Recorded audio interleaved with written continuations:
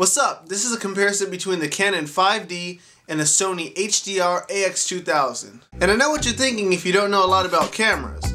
Why is he comparing a professional camera to a photo camera? If you're a filmmaker, you're probably saying, oh yeah, the 5D is definitely the winner. So before I get into the actual review, let's see why these cameras are so awesome. The Sony HDR-Ax2000, is it really called that, is in my opinion the best prosumer. It's a junior version of the Sony EX1, which is twice as expensive, but the thing is, those cameras aren't twice as good as this camera. In fact, this is almost as good as them, and it's half the price at $3,500. It's used for stuff like filming pilots, news events, web series, porn. The AX2000 has tons of awesome and professional features, like dual XLR inputs, a shotgun mic holster, a huge battery cavity that you can insert a very large battery into, and my personal favorite, smooth slow record.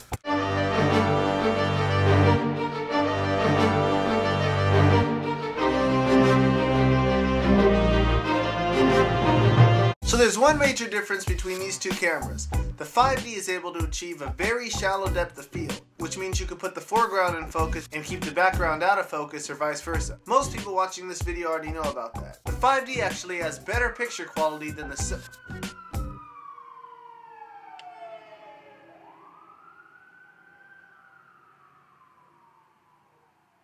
The 5D actually has better picture quality than the Sony, and these two things are the main reason why it's becoming more and more popular as a pro-level camera. It shot the subway scene in Black Swan, it shot the season finale of Glee, I think it was Glee but I could be wrong. The 5D also has interchangeable lenses, so you can take the lens right off. This is the actual camera, the actual 5D.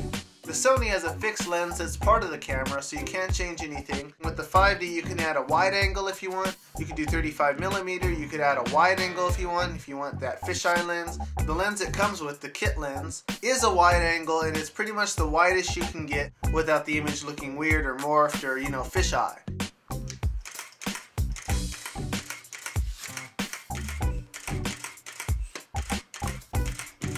I haven't really been able to compare their low light capabilities. I know the Sony does awesome in low light, and the 5D supposedly is the best camera in its price range for low light. It's right around $3,500. So if you're into making movies and you want the camera that'll do it the best, I recommend the 5D, although you're probably going to need a lot of extra equipment. You're probably at least going to need a shotgun mic. It doesn't have a flip out screen, so if you want to hold it high.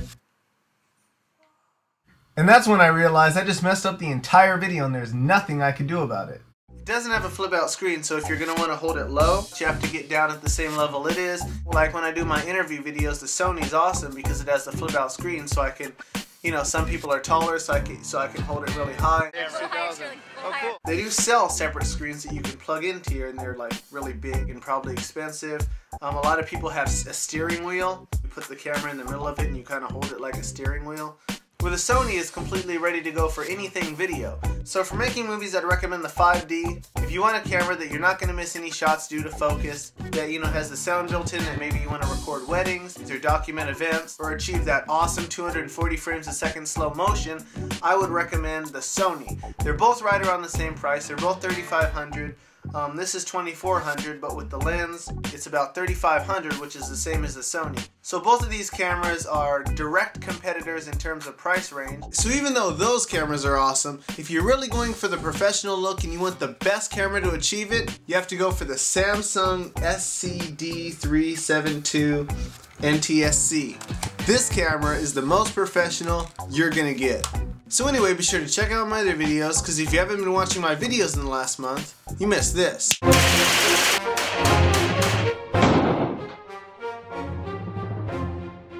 so what famous person do you think? Probably mixture of Rosie O'Donnell and Ozzy Osbourne. Be sure to check out the awesome slow motion video that I posted last week. Give me a thumbs up, leave me a comment, check out my other videos, and hit the subscribe button. I'm out.